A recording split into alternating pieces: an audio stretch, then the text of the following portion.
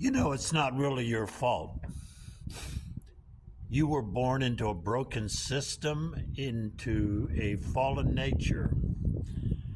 Now, none of us remember asking to be here in the first place, but here we are. We know we're floating through space right now, hurling through space on this big rock called the planet Earth. Does that make sense? But that's what's going on. And here we are. You know, we're here going through life, chasing happiness and avoiding pain, humming along and not knowing that there's anything better than what we see and what we experience on an everyday basis. Just like the people in prison, eventually they just get used to it. They just kind of give up, and they just kind of put up with the pain.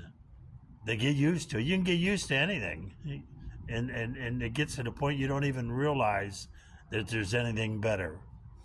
You stop looking, you give up.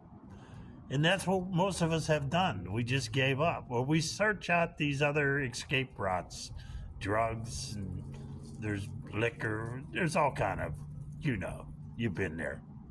We've all been there. We've all been struggling, chasing happiness and avoiding pain. That seems to be the experience. We've become comfortably numb to the whole event. We just count our days on a calendar, marking them off as like we're in prison, not realizing that there's anything better. What would make us even want to think that there is anything better? Well, the problem is sometimes a crisis or some major failure comes into our life. We're laying in a hospital bed, or one of our loved ones dies. Some kind of a crisis, an existential crisis. And you know, existentialism is the study of existence. And most of us are avoiding that. We're not looking into the reason why we're here. We're not going to get down that rabbit hole. That's very uncomfortable. Wondering, is there any meaning to life? Is there any real purpose? That's very painful thinking for most people. They just want to keep chasing pleasure and avoiding pain. They don't want to start thinking, what is this all about?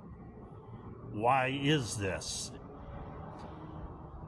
Well, usually when those crises come and we actually get down there that rabbit hole because of the crisis or the failure or the whatever happens to make us get down that rabbit hole looking for meaning and purpose. That's when we start realizing that there is no meaning or purpose outside of God, and we find God in that hole. We find God in that crisis, in that willing to do anything to make life meaningful for us. And that's what it's all about. I mean, you got to get to the point where you realize there is no meaning or purpose here outside of God and outside of Christ. And when you see that, you give up all the things you were holding on to, the pain that you at least became comfortably numb with. You let go of all that because Christ strips you of all that. And in its place, he gives you joy unspeakable. He gives you himself. And you got to die to everything else. There is no hope in all that you've been holding on to. Sometimes it takes a major crisis in your life for that to experience to happen, to find God. It could be the best and the worst time that you ever experience in life. It's the worst thing you've ever went through, but in that process you found the most important thing and the most blessed thing you could ever find, and that's the Lord Jesus Christ. He's available all the time to you, to me, to everybody. But we're not looking for him. We're looking for pleasure and avoiding pain. We're comfortably numb to this prison we're in. And if a crisis has to happen for you to reach God, That's probably the best thing that could happen for you.